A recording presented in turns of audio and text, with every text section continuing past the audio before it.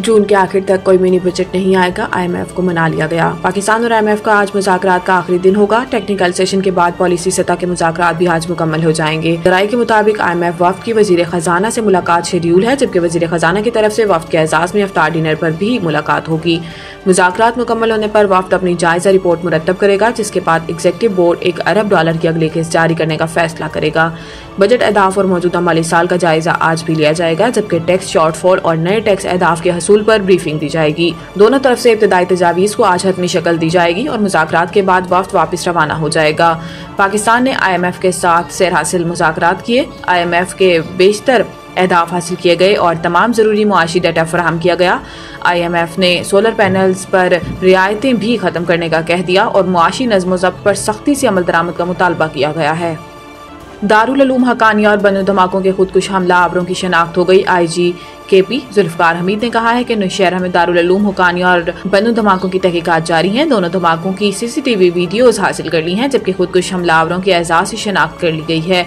IG KP ने बताया कि बनु वाक़े में इस्तेमाल होने वाली गाड़ियों की ट्रैकिंग भी कर ली। वाक़या में गैर मुल्की असला भी इस्तेमाल किया गया। असला की ट्रैकिंग कर रहे हैं कि किस मुल्क से और कैसे आया। इन्होंने मज़ीद कहा कि कुरम में हालात ख़राब करने वाले 100 से ज्यादा मुल्जिमान गिरफ्तार हुए। कुरम वाक़यात में अब दहशतगर्दी का अंसर भी शुरू हुआ है। कुरम के लिए अलग हिकमत अमली बना ली। उम्मीद है कि अब कोई वाक़या नहीं होगा। IG खैबर पख्तूनख्वा का कहना था कि कुछ अरसे में कुरम में पायदार अमन कायम करने में कामयाब होंगे।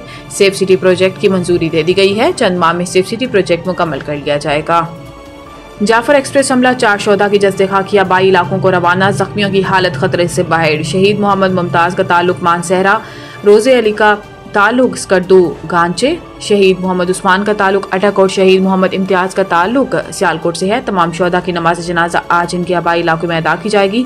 जाम बहक होने वाले 25 अफराद में से 2 रेलवे पुलिस एहलकारों की नमाज जनाजा कोयटा में अदा की गई।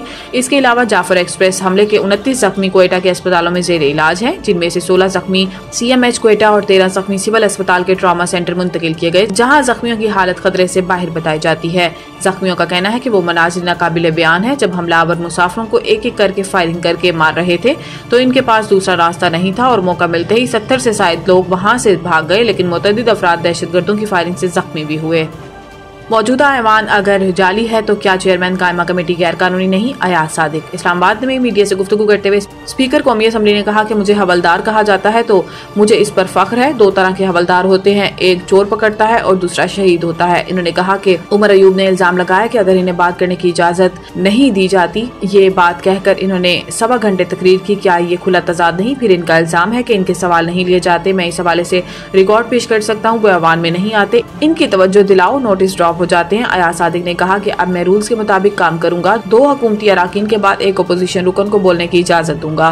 ताली 2 हाथ से बचती है। जब आप हाउस में होंगे नहीं और एहतजाज करते रहेंगे तो आपको मौका कम ही मिलेगा। इन्होंने कहा कि अब मैं इनकी कायम करदा रिवायात को भी देखूंगा और इस पे चलेंगे। जिस तरह ये प्रोडक्शन ऑर्डर जारी करते थे या सब जेल बनाते थे, इसी को दोहराएंगे।